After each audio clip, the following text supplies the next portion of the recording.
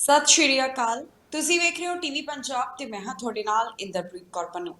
ਲੈ ਕੇ ਹਾਜ਼ਰ ਹਾਂ ਪ੍ਰੋਗਰਾਮ ਕੈਨੇਡਾ ਨਾਓ, ਜਿੱਥੇ ਗੱਲਬਾਤ ਕੈਨੇਡਾ ਦੀਆਂ तमाम ਉਹਨਾਂ ਖਬਰਾਂ ਦੀ ਕਰਾਂਗੇ ਜਿਹੜੀਆਂ ਅੱਜ ਖਾਸ ਰਹੀਆਂ ਨੇ। ਇਹਨਾਂ ਖਬਰਾਂ ਦੇ ਉੱਪਰ ਵਿਚਾਰ ਚਰਚਾ ਕਰਾਂਗੇ ਆਪਣੇ ਸਹਿਯੋਗੀ ਮਨਦੀਪ ਸਿੰਘ ਟੁਰ ਦੇ ਨਾਲ। ਸੋ ਮਨਦੀਪ ਜੀ, ਸਭ ਤੋਂ ਪਹਿਲਾਂ ਬਹੁਤ-ਬਹੁਤ ਸਵਾਗਤ ਹੈ। ਜੀ ਬਹੁਤ ਬਹੁਤ ਧੰਨਵਾਦ ਇੰਦਰਪ੍ਰੀਤ ਜੀ। ਜੀ ਮਨਦੀਪ ਜੀ, 20 ਸਤੰਬਰ ਨੂੰ ਕੈਨੇਡਾ ਦੇ ਵਿੱਚ ਫੈਡਰਲ ਚੋਣਾਂ ਹੁੰਦੀਆਂ ਨੇ। ਉਸ ਤੋਂ ਬਾਅਦ ਅੱਜ ਕੈਬਨਿਟ ਦੇ ਵੱਲੋਂ ਸਹੁੰ ਚੁੱਕੀ ਗਈ ਹੈ। ਸੋ ਕਿਸ ਤਰ੍ਹਾਂ ਦਾ ਪੂਰਾ ਅੱਜ ਇਹ ਕਹਿ ਲਈਏ ਕਿ ਕੈਬਨਿਟ ਦੇ ਵੱਲੋਂ ਕੀ ਗਈ ਹੈ, ਕਿਹੜੇ ਅਹੁਦੇ ਦੇ ਉੱਪਰ ਕਿਹਨੂੰ ਲਗਾਇਆ ਗਿਆ, ਜਾਂ ਇਸ ਬਾਰੇ ਇੱਕ ਓਵਰਆਲ ਜਾਣਕਾਰੀ ਅਸੀਂ ਤੁਹਾਡੇ ਤੋਂ ਪਹਿਲਾਂ ਹਾਸਲ ਕਰਨਾ ਚਾਹਾਂਗੇ। ਜੀ ਬਿਲਕੁਲ ਜੀ, ਕਿਉਂਕਿ ਕੈਬਨਿਟ ਬਹੁਤ ਲੰਬੀ ਆ, 39 ਨਾਮ ਨੇ ਜੇਕਰ ਆਪਾਂ ਜਸਟਿਨ ਟਰੂਡੋ ਨੂੰ ਵਿੱਚ ਸ਼ਾਮਲ ਕਰ ਲਈਏ। ਪਰ ਜੇਕਰ ਅਸੀਂ ਮੋٹے ਨਾਮ ਜਿਹੜੇ ਜ਼ਰੂਰ ਜ਼ਿਕਰ ਕਰਾਂਗੇ ਉਹਨਾਂ ਦੇ ਜਿਨ੍ਹਾਂ ਦੇ ਨਾਮ ਤੇ ਚਰਚਾ ਚੱਲ ਰਹੀ ਸੀਗੀ, ਔਰ ਜਿਸ ਤਰੀਕੇ ਨਾਲ ਜਸਟਿਨ ਟਰੂਡੋ ਉਹਨਾਂ ਨੇ ਕਿਹਾ ਸੀ ਕਿ ਉਹਨਾਂ ਤੋਂ ਬਾਅਦ ਜਿਹੜੇ ਡਿਪਟੀ PM ਨੇ ਔਰ ਇਹਦੇ ਨਾਲ ਜਿਹੜੇ ਫਾਈਨੈਂਸ ਮਿਨਿਸਟਰ ਨੇ, ਉਹ ਅਹੁਦਾ ਜਿਹੜਾ ਉਹਨਾਂ ਦਾ ਪੁਰਾਣਾ ਬਰਕਰਾਰ ਹੈ। ਕ੍ਰਿਸਟੀਆ ਫਰੀਲੈਂਡ ਜਿਹੜੇ ਆ ਉਹ ਇਸ ਵਕਤ ਕੈਨੇਡਾ ਦੇ ਜਿਹੜੇ ਆ ਉਹਨਾਂ ਨੇ ਅੱਜ ਦੁਬਾਰਾ ਸਹੁੰ ਚੁੱਕੀ ਆ। ਕੈਨੇਡਾ ਦੇ ਡਿਪਟੀ PM ਅਤੇ ਇਹਦੇ ਨਾਲ ਫਾਈਨੈਂਸ ਮਿਨਿਸਟਰ ਜਿਹੜੇ ਉਹ ਦੁਬਾਰਾ ਬਣੇ ਨੇ, ਔਰ ਇਹਦੇ ਨਾਲ ਇੱਕ ਬਹੁਤ ਲੰਬੀ ਲਿਸਟ ਆ ਜਿਹਦੇ ਵਿੱਚ ਅੱਜ ਸਾਰੇ ਹੀ ਮੰਤਰੀਆਂ ਨੇ ਸਹੁੰ ਚੁੱਕੀ ਆ, ਔਰ ਵਿੱਚੋਂ ਕਈਆਂ ਦੇ ਜਿਹੜੇ ਆ ਉਹ ਫੇਰ ਬਦਲ ਵੀ ਕੀਤਾ। ਕੁਝ ਜਿਹੜੇ ਚਿਹਰੇ ਨੇ ਉਹ ਡ੍ਰੌਪ ਕੀਤੇ ਨੇ, ਕੁਝ ਨਵੇਂ ਸ਼ਾਮਲ ਕੀਤੇ ਨੇ। ਔਰ ਨਵਿਆਂ ਦੇ ਵਿੱਚੋਂ ਜੇਕਰ ਅਸੀਂ ਆਪਣੇ ਭਾਈਚਾਰੇ ਨਾਲ ਜੁੜੇ ਹੋਏ ਨਾਮ ਦੀ ਚਰਚਾ ਕਰੀਏ ਤਾਂ ਉਹਦੇ ਵਿੱਚ ਚਰਚਾ ਹੁੰਦੀ ਆ ਕਮਲ ਖਹਿਰਾ ਹੋਣਾ ਦੀ, ਜੋ ਕਿ ਬਰੈਂਪਟਨ ਤੋਂ MP ਨੇ, ਜਿਨ੍ਹਾਂ ਨੂੰ ਮਿਨਿਸਟਰ ਆਫ ਸੀਨੀਅਰਸ ਜਿਹੜਾ ਉਹ ਬਣਾਇਆ ਗਿਆ। ਜਿਹੜੇ ਸੀਨੀਅਰ ਸਿਟੀਜ਼ਨ ਨੇ ਉਹਨਾਂ ਦੇ ਮਾਮਲਿਆਂ ਦਾ ਜਿਹੜਾ ਉਹਨਾਂ ਨੂੰ ਬਜ਼ੁਰਗਾਂ ਦੇ ਮਾਮਲਿਆਂ ਸੰਬੰਧੀ ਜਿਹੜਾ ਕੈਬਨਿਟ ਦੇ ਵਿੱਚ ਥਾਂ ਦਿੱਤੀ ਗਈ ਆ ਮੰਤਰੀ ਬਣਾ ਕੇ। ਅਨੀਤਾ ਆਨੰਦ ਜਿਹੜੇ ਉਹਨਾਂ ਦੀ ਪ੍ਰਮੋਸ਼ਨ ਹੋਈ ਆ, ਉਹਨਾਂ ਨੂੰ ਡਿਫੈਂਸ ਮਿਨਿਸਟਰ ਜਿਹੜਾ ਉਹ ਬਣਾ ਦਿੱਤਾ ਗਿਆ। ਔਰ 1993 ਤੋਂ ਬਾਅਦ ਅਸੀਂ ਕਹਿ ਸਕਦੇ ਹਾਂ ਕਿ ਲਗਭਗ 3 ਦਹਾਕਿਆਂ ਦੇ ਆਸ-ਪਾਸ ਦਾ ਸਮਾਂ ਜੇ ਮਿਲਾਈਏ ਤਾਂ ਉਸ ਤੋਂ ਬਾਅਦ ਕੈਨੇਡਾ ਦੇ ਵਿੱਚ ਪਹਿਲੀ ਵਾਰ ਜਿਹੜੀ ਉਹ ਕੋਈ ਔਰਤ ਡਿਫੈਂਸ ਮਿਨਿਸਟਰ ਬਣੀ ਆ। ਵੈਕਸੀਨ ਦਾ ਡਿਸਟ੍ਰੀਬਿਊਸ਼ਨ ਦਾ ਬਹੁਤਾ ਕੰਮ ਜਿਹੜਾ ਸੀ ਉਹ ਅਨੀਤਾ ਆਨੰਦ ਹੋਣਾ ਕੋਲ ਸੀ, ਜਿਸ ਤੋਂ ਜਸਟਿਨ ਟਰੂਡੋ ਪ੍ਰਭਾਵਿਤ ਵੀ ਹੋਏ। ਔਰ ਪਿਛਲੇ ਦਿਨ ਇਹ ਖਬਰਾਂ ਵੀ ਨਿਕਲ ਕੇ ਸਾਹਮਣੇ ਆਈਆਂ ਸੀ ਜਿਹਦੇ ਵਿੱਚ ਇਹ ਕਿਹਾ ਜਾ ਰਿਹਾ ਸੀ ਕਿ ਅਨੀਤਾ ਆਨੰਦ ਨੂੰ ਜਿਹੜੀ ਆ ਉਹ ਡਿਫੈਂਸ ਮਿਨਿਸਟਰ ਬਣਾਉਣ ਦੀ ਗੱਲ ਚੱਲ ਰਹੀ ਆ, ਅਤੇ ਹਰਜੀਤ ਸੱਜਣ ਹੋਣਾ ਦਾ ਜਿਹੜਾ ਅਹੁਦਾ ਆ ਉਹਨਾਂ ਦਾ ਵਿਭਾਗ ਜਿਹੜਾ ਉਹ 'ਚ ਫੇਰ ਬਦਲ ਦੀ ਮੰਗ ਕੀਤੀ ਜਾ ਰਹੀ ਆ, ਕਿਉਂਕਿ ਪਿਛਲੇ ਸਮੇਂ ਦੌਰਾਨ ਉਹਨਾਂ ਨੂੰ ਵਿਰੋਧੀ ਪਾਰਟੀਆਂ ਨੇ ਘੇਰਿਆ ਸੀ। ਉਹਨਾਂ ਤੇ ਦੋਸ਼ ਲੱਗੇ ਸੀ ਕਿ ਇੱਕ ਸਰੀਰਕ ਸ਼ੋਸ਼ਣ ਦਾ ਮਾਮਲਾ ਜਿਹੜਾ ਫੌਜ ਵਿੱਚ ਸਾਹਮਣੇ ਆਇਆ ਸੀ, ਉਹਨੂੰ ਉਹਨਾਂ ਨੇ ਠੀਕ ਤਰੀਕੇ ਨਾਲ ਹੈਂਡਲ ਨਹੀਂ ਕੀਤਾ ਔਰ ਉਸ ਮਾਮਲੇ ਨੂੰ ਉਸ ਇਨਸਾਫ ਜਾਂ ਅੰਜਾਮ ਤੱਕ ਨਹੀਂ ਪਹੁੰਚਾਇਆ। ਉਹ 'ਚ ਜੋ ਬਣਦੀ ਕਾਰਵਾਈ ਸੀ ਉਹ ਨਹੀਂ ਕੀਤੀ, ਜਦਕਿ ਹਰਜੀਤ ਸੱਜਣ ਕਹਿ ਰਹੇ ਸੀ ਕਿ ਉਹਨਾਂ ਨੇ ਇੱਕ ਸਿਆਸਤਦਾਨ ਹੋਣ ਦੇ ਨਾਤੇ ਜਿਹੜਾ ਵਾ ਇਸ ਮਾਮਲੇ 'ਚ ਕੋਈ ਦਖਲ ਨਹੀਂ ਦਿੱਤਾ, ਜਦਕਿ ਫੌਜ ਦੇ ਅੰਦਰ ਇਸ ਤਰੀਕੇ ਦਾ ਸਿਸਟਮ ਹੈਗਾ ਕਿ ਉੱਥੇ ਇਨਸਾਫ ਹੋ ਸਕਦਾ ਸੀ, ਪਰ ਸਬੂਤਾਂ ਦੀ ਕਮੀ ਸੀਗੀ। ਪਰ ਵਿਰੋਧੀ ਪਾਰਟੀਆਂ ਨੇ ਉਹਨਾਂ ਨੂੰ ਬਹੁਤ ਜ਼ਿਆਦਾ ਘੇਰਿਆ। ਸੋ ਅੱਗੇ ਵੀ ਇਸ ਮਸਲੇ 'ਤੇ ਆਪਾਂ ਚਰਚਾ ਕਰਾਂਗੇ। ਪਰ ਜੇਕਰ ਅਸੀਂ ਨਜ਼ਰ ਮਾਰ ਲਈਏ ਤਾਂ ਇੱਕ ਤਵਾਜ਼ਨ ਜਿਹੜਾ ਵਾ ਜਸਟਿਨ ਟਰੂਡੋ ਲੈ ਕੇ ਚੱਲੇ ਨੇ, ਉਹਦੇ ਵਿੱਚ ਉਹਨਾਂ ਨੇ ਅਸੀਂ ਜੇਕਰ ਗੱਲ ਕਰੀਏ ਉਹਨਾਂ ਨੂੰ ਬਾਹਰ ਕੱਢ ਦਈਏ ਤਾਂ ਕੁੱਲ 38 ਮੰਤਰੀ ਨੇ। 38 ਵਿੱਚੋਂ 50% ਭਾਵ ਕਿ 19 ਜਿਹੜੇ ਮੰਤਰੀ ਨੇ ਉਹ ਫੀਮੇਲ ਨੇ ਤੇ 19 ਹੀ ਜਿਹੜੇ ਨੇ ਉਹ ਮੇਲ ਨੇ, ਤੇ ਉਹਨਾਂ ਦੇ ਉੱਪਰ ਹੈਡ ਜਸਟਿਨ ਟਰੂਡੋ 39ਵੇਂ ਨੰਬਰ ਤੇ ਨੇ। ਔਰ ਇਸ ਤਰੀਕੇ ਨਾਲ ਇੱਕ ਪੂਰਾ ਤਵਾਜ਼ਨ ਲੈ ਕੇ ਸੋ ਅੱਜ ਆਖਰਕਾਰ 26 ਅਕਤੂਬਰ ਨੂੰ, ਕਿਉਂਕਿ 20 ਸਤੰਬਰ ਨੂੰ ਚੋਣਾਂ ਹੋਈਆਂ ਸੀ, ਕਾਫੀ ਲੰਬਾ ਸਮਾਂ ਲੱਗ ਗਿਆ।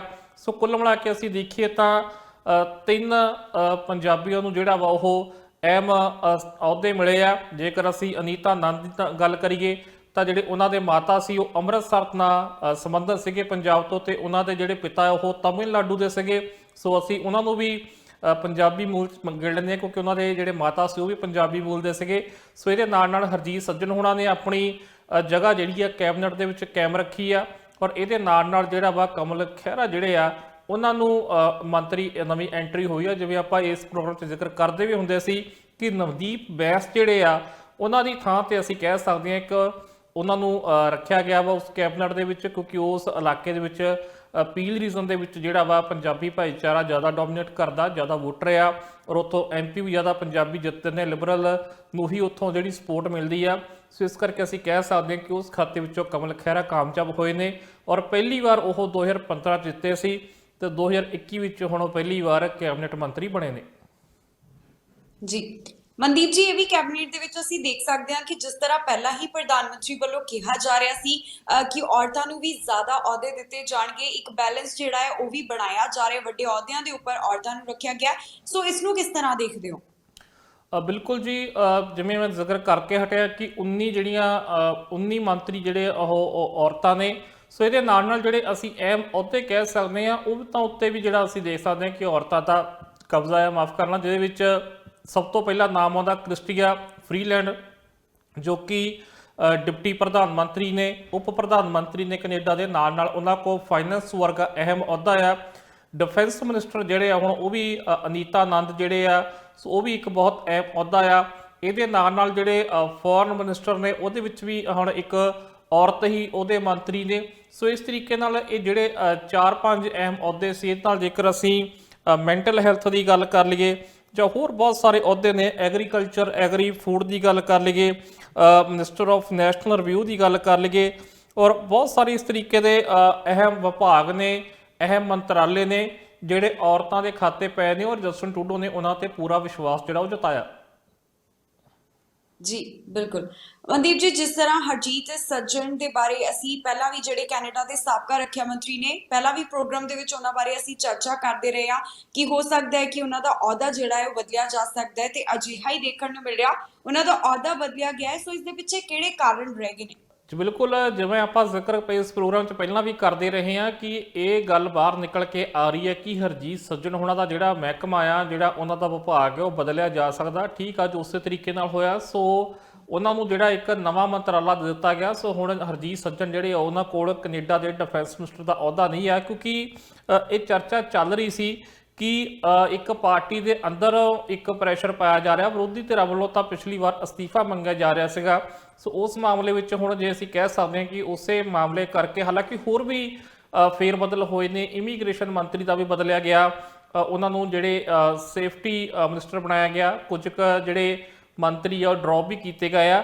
ਪਰ ਜੇਕਰ ਅਸੀਂ ਨਵੇਂ ਮੰਤਰਾਲੇ ਦੀ ਗੱਲ ਕਰੀਏ ਹਰਜੀਤ ਸੱਜਣ ਹੋਣਾ ਦੇ, ਤਾਂ ਹੁਣ ਉਹਨਾਂ ਨੂੰ minister of international development and minister responsible for Pacific economic development agency of Canada ਜਿਹੜਾ ਵਾ ਇਸ ਵਕਤ ਵਿਭਾਗ ਦਿੱਤਾ ਗਿਆ ਵਾ। ਸੋ ਇਹ ਵੀ ਇੱਕ ਕਾਫੀ ਅਹਿਮ ਵਿਭਾਗ ਹੈ। ਅਸੀਂ ਇਹ ਨਹੀਂ ਕਹਿ ਸਕਦੇ ਕਿ ਕੋਈ ਅਹਿਮੀਅਤ ਉਹਨਾਂ ਦੀ ਘਟਾ ਕੇ ਉਹਨਾਂ ਨੂੰ ਵਿਭਾਗ ਦਿੱਤਾ ਗਿਆ। ਪਰ ਇੱਥੇ ਇੰਨਾ ਜ਼ਰੂਰ ਹੈ ਕਿ ਵਿਰੋਧੀ ਧਿਰਾਂ ਵੱਲੋਂ ਜੋ ਪਿਛਲੀ ਵਾਰ ਬਹੁਤ ਤਿੱਖੇ ਤਰੀਕੇ ਨਾਲ ਜਿਹੜਾ ਪ੍ਰਤੀਕਰਮ ਦਿੱਤਾ ਗਿਆ ਸੀ, ਜੋ ਇੱਕ ਮਾਮਲਾ ਨਿਕਲ ਕੇ ਆਇਆ ਸੀ ਫੌਜ ਦੇ ਵਿੱਚੋਂ ਕਿ ਇੱਕ ਮਹਿਲਾ ਅਧਿਕਾਰੀ ਨੇ ਦੋਸ਼ ਲਾਏ ਸੀ ਇੱਕ ਵੱਡੇ ਫੌਜ ਅਧਿਕਾਰੀ ਤੇ ਕਿ ਸਰੀਰਕ ਸ਼ੋਸ਼ਣ ਜਿਹੜਾ ਸੀ ਉਹਦੇ ਵੱਲੋਂ ਉਹਦਾ ਕੀਤਾ ਗਿਆ, ਪਰ ਉਸ ਮਾਮਲੇ ਵਿੱਚ ਉਹਨੂੰ ਇਨਸਾਫ ਨਹੀਂ ਮਿਲਿਆ। ਔਰ ਫਿਰ ਇਹ ਵੀ ਗੱਲ ਨਿਕਲ ਕੇ ਸਾਹਮਣੇ ਆਈ ਸੀ ਕਿ ਇਹ ਫਾਈਲ ਹਰਜੀਤ ਸੱਜਣ ਹੋਣਾ ਕੋਲ ਪਹੁੰਚਾਈ ਗਈ ਸੀ, ਇੱਕ ਅਧਿਕਾਰੀ ਨੇ ਦਾਅਵਾ ਕੀਤਾ, ਪਰ ਹਰਜੀਤ ਸੱਜਣ ਨੇ ਉਹਦੇ ਵਿੱਚ ਦਖਲ ਦੇਣ ਤੋਂ ਇਨਕਾਰ ਕਰ ਦਿੱਤਾ। ਔਰ ਜਦੋਂ ਹਰਜੀਤ ਸਿੰਘ ਸੱਜਣ ਹੋਣਾ ਬਾਰੇ, ਕਿਉਂਕਿ ਉਹਨਾਂ ਨੂੰ ਪਾਰਲੀਮੈਂਟਰੀ ਕਮੇਟੀ ਅੱਗੇ ਵੀ ਆਪਣੀ ਸਫਾਈ ਦੇਣੀ ਪਈ, ਔਰ ਉੱਥੇ ਵੀ ਉਹਨਾਂ ਨੇ ਖਾਸ ਤੌਰ ਤੇ ਜ਼ਿਕਰ ਕੀਤਾ। ਉਹ ਕਹਿੰਦੇ ਬਈ ਇੱਕ ਸਿਆਸਤਦਾਨ ਦੇ ਤੌਰ ਤੇ ਜਿਹੜਾ ਵਾ ਮੈਂ ਇਸ ਮਾਮਲੇ ਵਿੱਚ ਦਖਲ ਦੇਣਾ ਠੀਕ ਨਹੀਂ ਸਮਝਿਆ। ਪੂਰੇ ਫੌਜ ਦੇ ਵਿੱਚ ਜਿਹੜੇ ਆ ਅਧਿਕਾਰੀਆਂ ਨੂੰ ਪੂਰੇ ਅਧਿਕਾਰ ਦਿੱਤੇ ਗਏ ਸਨ ਕਿ ਉਹ ਆਪਣੇ ਪੂਰੇ ਅਧਿਕਾਰ ਤੇ ਆਪਣੇ ਤੌਰ ਤੇ ਇਸ ਮਾਮਲੇ ਨੂੰ ਨਜਿੱਠ ਸਕਦੇ ਆ। ਪਰ ਉਹ ਕਹਿੰਦੇ ਕਿ ਸਬੂਤਾਂ ਦੀ ਘਾਟ ਕਾਰਨ ਕਿ ਮਾਮਲਾ ਜਿਹੜਾ ਵਾ ਸਿਰੇ ਨਹੀਂ ਚੜ ਸਕਿਆ। ਪਰ ਉਹ ਕਹਿੰਦੇ ਕਿ ਇਹ ਨਹੀਂ ਆ ਕਿ ਉਹਨਾਂ ਨੇ ਆਪਣਾ ਪਾਰਟ ਨਹੀਂ ਕੀਤਾ, ਉਹਨਾਂ ਨੇ ਕੋਈ ਢਿੱਲ ਵਰਤੀ ਆ, ਪਰ ਇੱਕ ਸਿਆਸਤਦਾਨ ਤੌਰ ਤੇ ਉਹ ਕਹਿੰਦੇ ਵੀ ਇਸ ਮੁੱਦੇ ਦਾ ਉਹ ਸਿਆਸੀਕਰਨ ਨਹੀਂ ਕਰਨਾ ਚਾਹੁੰਦੇ ਸੀ, ਇਸ ਕਰਕੇ ਉਹਨਾਂ ਨੇ ਇਸ ਮਾਮਲੇ ਤੋਂ ਆਪਣੇ ਆਪ ਨੂੰ ਵੱਖ ਕਰ ਲਿਆ ਸੀਗਾ। ਪਰ ਇਹਦੇ ਬਾਵਜੂਦ ਉਹਨਾਂ ਦਾ ਅਸਤੀਫਾ ਮੰਗਿਆ ਗਿਆ, ਉਹਨਾਂ ਦੇ ਖਿਲਾਫ ਇੱਕ ਮਤਾ ਜਿਹੜਾ ਸੀ ਉਹ ਪਾਸ ਕੀਤਾ ਗਿਆ ਪਾਰਲੀਮੈਂਟ ਦੇ ਵਿੱਚ। ਪਰ ਉਸ ਵਕਤ ਜਸਟਿਨ ਟਰੂਡੋ ਜਿਹੜੇ ਉਹ ਡਟ ਕੇ ਹਰਜੀਤ ਸੱਜਣ ਨਾਲ ਖੜ ਗਏ ਸੀ। ਉਹਨਾਂ ਨੇ ਕਿਹਾ ਸੀ ਕਿ ਹਰਜੀਤ ਸੱਜਣ ਉਹਨਾਂ ਨੇ ਕੈਨੇਡਾ ਦੀ ਔਰ ਫੌਜ ਦੀ ਜਿਹੜੀ ਆ ਕਾਫੀ ਲੰਬੀ ਸੇਵਾ ਕੀਤੀ ਆ। ਸੋ ਵਿਰੋਧੀ ਇਸ ਗੱਲ ਨੂੰ ਭੁਲਾ ਕੇ ਇਸ ਵਕਤ ਉਹਨਾਂ ਤੇ ਝੂਠੇ ਦੋਸ਼ ਜਿਹੜੇ ਉਹ ਲਾ ਰਹੇ ਨੇ, ਉਹ ਆਪਣਾ ਰੋਲ ਜਿਹੜਾ ਬਖੂਬੀ ਨਿਭਾ ਰਹੇ ਨੇ। ਪਰ ਹੁਣ ਜਦੋਂ ਕੈਬਨਿਟ ਦੇ ਵਿੱਚ ਫੇਰਬਦਲ ਹੋਣਾ ਸੀ ਤੇ ਇਸ ਵਕਤ ਉਹਨਾਂ ਦਾ ਉਹ ਮੰਤਰਾਲਾ ਬਦਲ ਦਿੱਤਾ ਗਿਆ। ਹੁਣ ਅਨੀਤਾ ਆਨੰਦ ਜਿਹੜੇ ਨੇ ਉਹ ਨਵੇਂ ਡਿਫੈਂਸ ਮਿਨਿਸਟਰ ਜਿਹੜੇ ਆ ਉਹ ਬਣੇ ਨੇ, ਜਿਨ੍ਹਾਂ ਦੇ ਬਾਰੇ ਅਸੀਂ ਦੱਸ ਚੁੱਕੇ ਹਾਂ ਕਿ ਉਹਨਾਂ ਨੂੰ ਤੁਸੀਂ ਪੰਜਾਬੀ ਮੂਲ ਦੇ ਵੀ ਕਹਿ ਸਕਦੇ ਹੋ, ਕਿਉਂਕਿ ਉਹਨਾਂ ਦੀ ਜਿਹੜੇ ਮਾਤਾ ਸੀਗੇ ਅੰਮ੍ਰਿਤਸਰ ਨਾਲ ਸੰਬੰਧਿਤ ਸੀ ਤੇ ਪਿਤਾ ਉਹਨਾਂ ਦੇ ਤਮਿਲਨਾਡੂ ਤੋਂ ਸੀਗੇ। ਸੋ ਇਸ ਤਰੀਕੇ ਨਾਲ ਜਿਹੜਾ ਵਾ ਹਰਜੀਤ ਸੱਜਣ ਹੁੰਦਾ ਬੇਸ਼ੱਕ ਅਹੁਦਾ ਬਦਲ ਦਿੱਤਾ ਗਿਆ ਇਹਨਾਂ ਕਰਕੇ, ਪਰ ਅਹਿਮ ਜ਼ਿੰਮੇਵਾਰੀ ਇਸ ਵਕਤ ਵੀ ਉਹਨਾਂ ਕੋਲ ਕੈਬਨਿਟ ਦੇ ਵਿੱਚ ਹੈਗੀ ਆ। ਜੀ ਮਨਦੀਪ ਜੀ, ਕੈਬਨਿਟ ਦੇ ਵੱਲੋਂ ਜਦ ਅੱਜ ਸਹੁੰ ਚੁੱਕੀ ਗਈ ਹੈ, ਇਸ ਤੋਂ ਬਾਅਦ ਵਿਰੋਧੀ ਪਾਰਟੀਆਂ ਦੇ ਲੀਡਰਸ ਦੇ ਵੱਲੋਂ ਵੀ ਇਸ ਸੰਬੰਧੀ ਤਿੱਖੀ ਟਿੱਪਣੀ ਕੀਤੀ ਗਈ ਹੈ। ਕੰਜ਼ਰਵੇਟਿਵ ਪਾਰਟੀ ਦੇ ਲੀਡਰ ਐਰੇਨੋ ਟੂ, ਐਨਡੀਪੀ ਲੀਡਰ ਜਦੋਂ ਕੀ ਕਿਹਾ ਗਿਆ? ਬਿਲਕੁਲ ਜੀ, ਸੁਭਾਵਿਕ ਸੀ ਪ੍ਰਤੀਕਰਮ ਆਉਣਾ ਸੀ। ਸਭ ਤੋਂ ਪਹਿਲਾਂ ਐਰਨ ਅਟੂਲ ਦੀ ਗੱਲ ਕਰ ਲੈਂਦੇ ਹਾਂ, ਜਿਨ੍ਹਾਂ ਨੇ ਕਿਹਾ ਕਿ ਵੀ ਜਿਹੜਾ ਇਹ ਕੈਬਨਿਟ ਆ ਉਹਨਾਂ ਨੂੰ ਇਸ ਤੋਂ ਕੋਈ ਬਹੁਤੀ ਕਹਿੰਦੇ ਆਸ ਨਹੀਂ, ਕਿਉਂਕਿ ਕਹਿੰਦੇ ਵੀ ਜਿਹੜੇ ਕੁਝ ਗੈਰ ਤਜਰਬੇਕਾਰ ਲੋਕ ਨੇ ਉਹਨਾਂ ਨੂੰ ਅਹਿਮ ਅਹੁਦਿਆਂ ਤੇ ਬਿਠਾਇਆ ਗਿਆ, ਕਿਉਂਕਿ ਉਹ ਕਹਿੰਦੇ ਵੀ ਇਸ ਵਕਤ ਜਿਹੜੀ ਮਹਿੰਗਾਈ ਆ ਰਿਕਾਰਡ ਤੋੜ ਰਹੀ ਆ। ਲਗਭਗ ਜਿਵੇਂ ਉਹਨਾਂ ਨੇ ਦਾਅਵਾ ਕੀਤਾ ਕਿ ਪਿਛਲੇ 2 ਦਹਾਕਿਆਂ 'ਚ ਇਸ ਵਕਤ ਸਭ ਤੋਂ ਵੱਧ ਦਰ ਤੇ ਜਿਹੜੀ ਉਹ ਮਹਿੰਗਾਈ ਪਹੁੰਚੀ ਹੋਈ ਆ।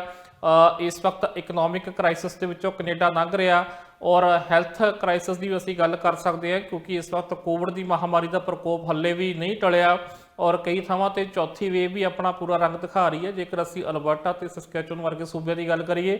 ਸੋ ਕਹਿੰਦੇ ਕਿ ਜਿਹੜਾ ਅਹਿਮ ਅਹੁਦੇ ਨੇ ਕੁਝ ਉਹਨੇ ਤੇ ਕਾਫੀ ਗੈਰ ਤਜਰਬੇਕਾਰ ਜਿਹੜੇ ਲੋਕ ਨੇ ਉਹਨਾਂ ਨੂੰ ਅਪਾਇੰਟ ਕੀਤਾ ਗਿਆ ਜਸਟਿਨ ਟਰੂਡੋ ਹੋਣਾ ਵੱਲੋਂ। ਸੋ ਇਸ ਕਰਕੇ ਉਹ ਕਹਿੰਦੇ ਵੀ ਇਹ ਕੈਬਨਿਟ ਜਿਹੜੀ ਆ ਹੋ ਸਕਦਾ ਕਿ ਜਿਹੜੇ ਵਾਅਦੇ ਕੀਤੇ ਆ ਜਿਸ ਤਰੀਕੇ ਨਾਲ ਉਹ ਕਹਿੰਦੇ ਕਿ ਸਾਨੂੰ ਆਸ ਹੈ ਕਿ ਸ਼ਾਇਦ ਉਸ ਆਸ ਤੇ ਖਰੀ ਨਾ ਉਤਰੇ ਜਿਸ ਆਸ ਲਈ ਲੋਕਾਂ ਨੇ ਵੋਟਾਂ ਪਾਈਆਂ ਨੇ। ਸੋ ਇਹਨਾਂ ਦਾ ਪ੍ਰਤੀਕਰਮ ਆ। ਨਾਲ ਉਹਨਾਂ ਨੇ ਇਹ ਵੀ ਕਿਹਾ ਕਿ ਉਹ ਪੂਰੀ ਤਰ੍ਹਾਂ ਤਿਆਰ ਨੇ, ਔਰ ਜਦੋਂ ਪਾਰਲੀਮੈਂਟ ਸ਼ੁਰੂ ਹੋਵੇਗੀ ਉੱਥੇ ਉਹ ਸਰਕਾਰ ਤੋਂ ਜਵਾਬਦੇਹੀ ਲੈਣਗੇ। ਇਹਦੇ ਨਾਲ ਹੀ ਜਗਮੀਤ ਸਿੰਘ ਉਹਨਾਂ ਦਾ ਵੀ ਪ੍ਰਤੀਕਰਮ ਆਇਆ। ਇੱਕ ਤਾਂ ਉਹਨਾਂ ਨੇ ਇਹ ਖਾਸ਼ਾ ਜਤਾਇਆ ਕਿ ਜਿਹੜੀ ਨਵੀਂ ਕੈਬਨਿਟ ਬੇਸ਼ੱਕ ਗਠਨ ਕਰ ਲਿਆ ਗਿਆ, ਪਰ ਉਹਨਾਂ ਨੂੰ ਕਹਿੰਦੇ ਨਹੀਂ ਲੱਗਦਾ ਕਿ ਵਾਅਦੇ ਜਿਹੜੇ ਉਹ ਪੂਰੇ ਕੀਤੇ ਜਾਣਗੇ। ਇਹਦੇ ਨਾਲ ਹੀ ਜਿਹੜੇ ਕੈਬਨਿਟ ਦੇ ਅੰਦਰ ਫੇਰਬਦਲ ਕੀਤੇ ਗਏ ਆ, ਉਹਨਾਂ ਲੋਕਾਂ ਨੂੰ ਜਿਨ੍ਹਾਂ ਨੂੰ ਡ੍ਰੌਪ ਨਹੀਂ ਕੀਤਾ ਗਿਆ ਪਰ ਉਹਨਾਂ ਦੇ ਜਿਹੜੇ ਵਿਭਾਗ ਬਦਲ ਦਿੱਤੇ ਗਏ ਆ, ਉਹ ਕਹਿੰਦੇ ਵੀ ਇਸ ਤਰੀਕੇ ਨਾਲ ਨਹੀਂ ਹੋਣਾ ਚਾਹੀਦਾ। ਜੇਕਰ ਕਿਸੇ ਨੇ ਚੰਗਾ ਕੰਮ ਨਹੀਂ ਕੀਤਾ ਇਸੇ ਕਰਕੇ ਉਹਨਾਂ ਦਾ ਵਿਭਾਗ ਬਦਲਿਆ ਜਾਂਦਾ, ਔਰ ਜੇਕਰ ਉਹਨਾਂ ਨੇ ਚੰਗਾ ਕੰਮ ਨਹੀਂ ਕੀਤਾ ਤਾਂ ਇਹ ਨਹੀਂ ਵੀ ਉਹਨਾਂ ਨੂੰ ਬਦਲ ਕੇ ਤੁਸੀਂ ਕੋਈ ਹੋਰ ਵਿਭਾਗ ਦੇ ਦਿਓ, ਉਹਨਾਂ ਨੂੰ ਉਸ ਕੈਬਨਿਟ ਦੇ ਵਿੱਚ ਹੀ ਨਹੀਂ ਹੋਣਾ ਚਾਹੀਦਾ। ਸੋ ਇਸ ਤਰੀਕੇ ਦੀ ਗੱਲ ਵੀ ਉਹਨਾਂ ਨੇ ਕੀਤੀ ਆ, ਤੇ ਨਾਲ ਉਹਨਾਂ ਨੇ ਵੀ ਕਿਹਾ ਵੀ ਅਸੀਂ ਵੀ ਕਹਿੰਦੇ ਤਿਆਰ ਆ, ਕਿਉਂਕਿ 22 ਨਵੰਬਰ ਨੂੰ ਪਾਰਲੀਮੈਂਟ ਜਿਹੜੀ ਆ ਸੱਦੀ ਗਈ ਆ। ਸੋ ਉਸ ਦਿਨ ਉਹ ਵੀ ਅਸੀਂ ਕਹਿੰਦੇ ਅਸੀਂ ਵੀ ਪੂਰਾ ਹਿਸਾਬ ਕਿਤਾਬ ਉੱਥੇ ਆਪਣਾ ਕਰਾਂਗੇ। ਹਾਲਾਂਕਿ ਲਿਬਰਲ ਨੂੰ ਬਹੁਤੀ ਉਮੀਦ ਇਹੀ ਹੈ ਕਿ ਐਨਡੀਪੀ ਉਹਨਾਂ ਦੇ ਹੱਕ 'ਚ ਖੜੇਗੀ, ਪਰ ਫਿਰ ਵੀ ਦੇਖਦੇ ਆ ਕਿ ਕਿੱਧਰ ਨੂੰ ਜਾਂਦਾ। ਪਰ ਦੋਨਾਂ ਦੇ ਪ੍ਰਤੀਕਰਮ ਜਿਹੜੇ ਨੇ ਕਾਫੀ ਤਿੱਖੇ ਨੇ। ਸੁਭਾਵਿਕ ਹੈ ਜਿਸ ਤਰੀਕੇ ਨਾਲ ਵਿਰੋਧੀ ਪਾਰਟੀਆਂ ਦੇ ਪ੍ਰਤੀਕਰਮ ਹੁੰਦੇ ਨੇ ਬਿਲਕੁਲ ਉਸੇ ਤਰੀਕੇ ਦੇ ਨੇ। ਮਨਦੀਪ ਜੀ, ਜਿਸ ਤਰ੍ਹਾਂ ਅਸੀਂ ਪਹਿਲਾਂ ਵੀ ਪ੍ਰੋਗਰਾਮ ਦੇ ਵਿੱਚ ਜ਼ਿਕਰ ਕਰਦੇ ਰਹੇ ਹਾਂ ਕਿ ਇਮੀਗ੍ਰੇਸ਼ਨ ਦੇ ਨਾਲ ਸੰਬੰਧਿਤ ਕੋਈ ਵੱਡਾ ਐਲਾਨ ਨਹੀਂ ਹੋ ਰਿਹਾ, ਅੱਜ ਜਿਹੜਾ ਇਮੀਗ੍ਰੇਸ਼ਨ ਮੰਤਰੀ ਵੀ ਜਿਹੜੇ ਬਦਲੇ ਗਏ ਨੇ, ਤੇ ਹੁਣ ਕੀ ਲੱਗਦਾ ਹੈ ਕਿ ਇਮੀਗ੍ਰੇਸ਼ਨ ਦੇ ਨਾਲ ਸੰਬੰਧਿਤ ਆਉਣ ਵਾਲੇ ਦਿਨਾਂ ਦੇ ਵਿੱਚ ਕੋਈ ਵੱਡਾ ਐਲਾਨ ਹੋ ਸਕਦਾ ਹੈ?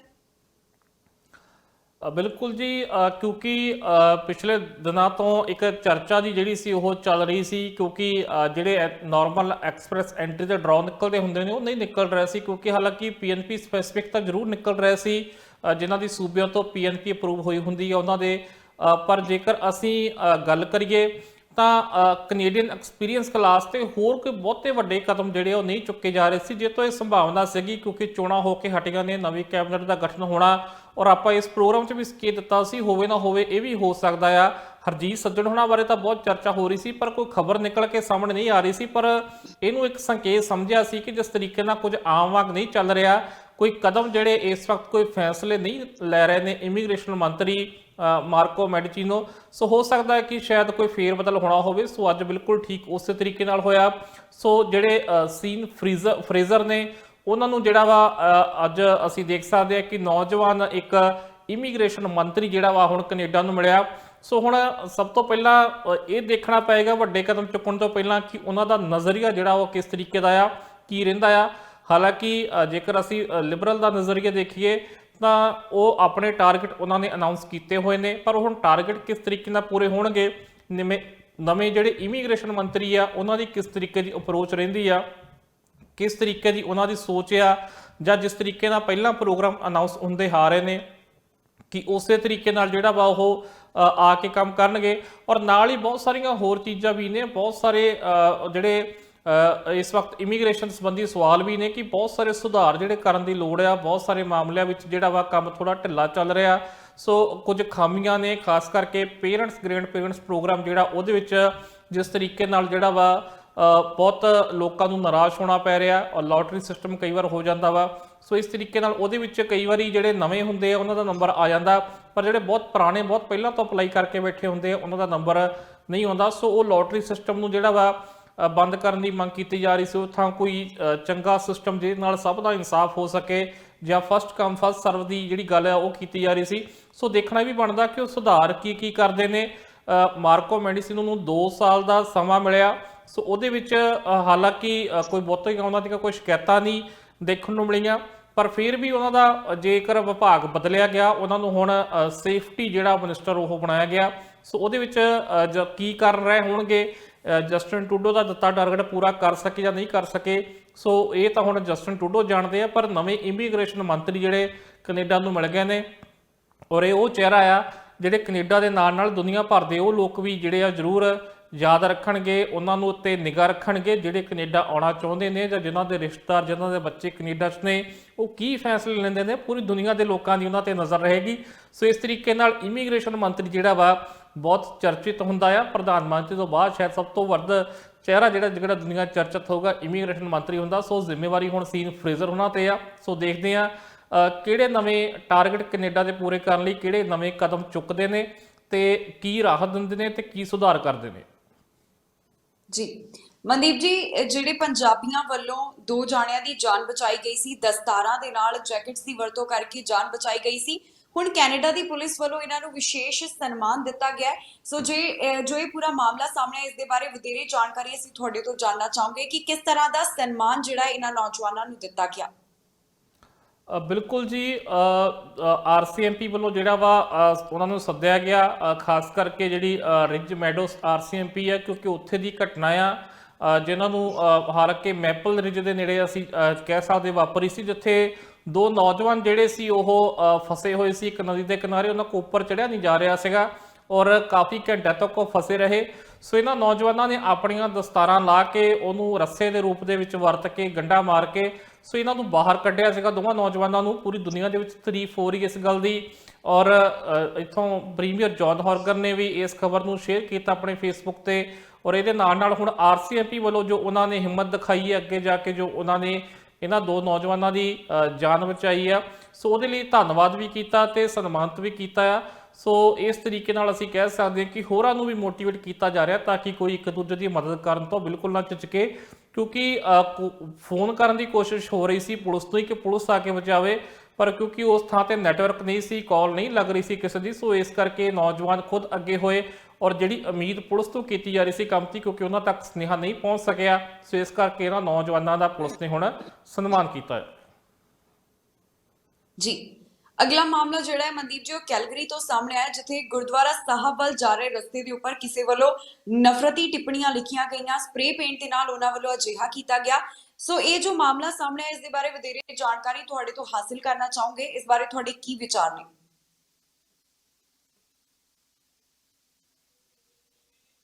ਗੱਲ ਕਰ ਲਈਏ ਅਲਬਰਟਾ ਦੀ, ਤਾਂ ਪਿਛਲੇ ਦਿਨਾਂ 'ਚ ਬਹੁਤ ਸਾਰੀਆਂ ਇਸ ਤਰੀਕੇ ਦੀਆਂ ਖਬਰਾਂ ਆਈਆਂ। ਖਾਸ ਕਰਕੇ ਆਪਾਂ ਇੱਥੇ ਵੀ ਖਬਰ ਸਾਂਝੀ ਕੀਤੀ ਸੀਗੀ ਕਿ ਗੁਰਦੁਆਰੇ ਕੁਝ ਧਮਕੀਆਂ ਭਰੀਆਂ ਕਾਲਸ ਵੀ ਆ ਰਹੀਆਂ ਸੀਗੀਆਂ, ਔਰ ਕਈ ਵਾਰ ਕਈ ਲੋਕਾਂ ਨੇ ਇਹ ਸ਼ਰਾਰਤ ਵੀ ਕੀਤੀ ਕਿ ਗੁਰਦੁਆਰੇ ਦੇ ਐਡਰੈਸ ਤੇ ਕੋਈ ਮਾਸ ਜਾਂ ਚਿਕਨ ਵਰਗੀ ਚੀਜ਼ ਉੱਥੇ ਮੰਗਵਾ ਲਈ ਜਾਂ ਉੱਥੇ ਬਾਹਰ ਰੱਖ ਦਿੱਤੀ। ਕੁਝ ਇਸ ਤਰੀਕੇ ਦੀਆਂ ਵੀ, ਜਾਂ ਕੰਧਾਂ ਤੇ ਕੋਈ ਨਿਸ਼ਾਨ ਬਣਾਉਣ ਦੀਆਂ ਘਟਨਾਵਾਂ ਵੀ ਵਾਪਰਦੀਆਂ ਰਹੀਆਂ ਨੇ। ਸੋ ਇਹ ਵੀ ਘਟਨਾ ਕੁਝ ਇਸੇ ਤਰੀਕੇ ਦੀ ਵਾਪਰੀ ਆ ਗੁਰਦੁਆਰਾ ਕੈਲਗਰੀ ਦੇ ਵਿੱਚ। ਉੱਥੇ ਸਾਹਮਣੇ ਜਿਹੜਾ ਸਿੱਖ ਸੁਸਾਇਟੀ ਕੈਲਗਰੀ ਗੁਰਦੁਆਰਾ ਹੈ ਕੈਲਗਰੀ ਦਾ, ਉਹਦੇ ਸਾਹਮਣੇ ਜਿਹੜੀ ਸੜਕ ਹੈ ਉੱਥੇ ਦਸਤਾਰ ਨੂੰ ਲੈ ਕੇ ਜਿਹੜੀਆਂ ਉਹ ਅਪਮਾਨਜਨਕ ਟਿੱਪਣੀਆਂ ਜਿਹੜੀਆਂ ਉਹ ਕੀਤੀਆਂ ਗਈਆਂ, ਜਿਹਨੂੰ ਲੈ ਕੇ ਉੱਥੇ ਵੱਖ-ਵੱਖ ਜਿਹੜੇ ਸਿਆਸਤਦਾਨ ਨੇ ਨਿਖੇਧੀ ਕਰ ਰਹੇ ਆ।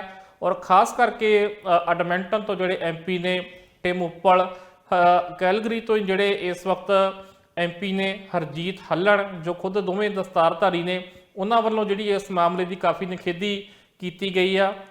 ਹੱਲੇ ਬੀਤੇ ਦਿਨ ਹੀ ਸਹੁੰ ਚੁੱਕੀ ਆ ਕੈਲਗਰੀ ਦੇ ਨਵੇਂ ਮੇਅਰ ਜਿਹੜੇ ਜੋਤੀ ਗੰਟੋਕ ਨੇ, ਉਹਨਾਂ ਨੇ ਵੀ ਇਸ ਮਾਮਲੇ ਦੀ ਨਿਖੇਧੀ ਕੀਤੀ ਹੈ। ਹੋਰਨਾਂ ਵੱਲੋਂ ਵੀ ਨਿਖੇਧੀ ਜਿਹੜੀ ਉਹ ਲਗਾਤਾਰ ਕੀਤੀ ਜਾ ਰਹੀ ਹੈ। ਸੋ ਉਹਨਾਂ ਉੱਥੇ ਮੈਨੂੰ ਲੱਗਦਾ ਕਿ ਕਾਫੀ ਇਸ ਤਰੀਕੇ ਦੀਆਂ ਘਟਨਾਵਾਂ ਜਿਹੜੀਆਂ ਉਹ ਵਾਪਰ ਰਹੀਆਂ ਨੇ।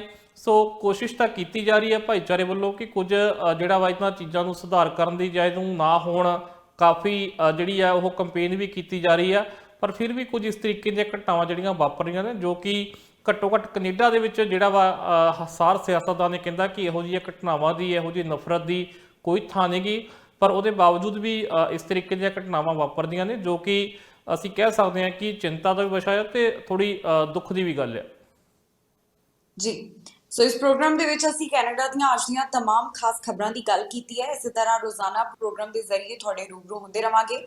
ਬਾਕੀ ਖਬਰਾਂ ਦੇ ਵਾਸਤੇ ਤੁਸੀਂ ਬਣੇ ਰਹੋ ਟੀਵੀ ਪੰਜਾਬ ਦੇ ਨਾਲ। ਫਿਲਹਾਲ ਸਾਨੂੰ ਦਿਓ ਇਜਾਜ਼ਤ।